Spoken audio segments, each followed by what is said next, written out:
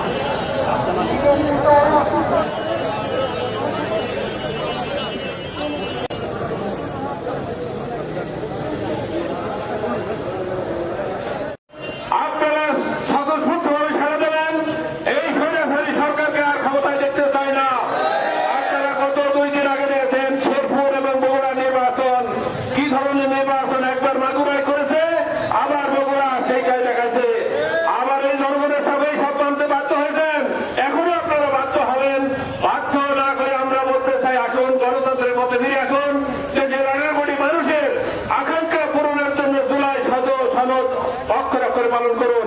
এই আহ্বান জানিয়ে সকলকে ধন্যবাদ জানিয়ে আগামী দিনের সংগ্রাম আন্দোলনের আহ্বান রেখে আমার কথা শেষ। আল্লাহ হাফেজ। 11 দলীয়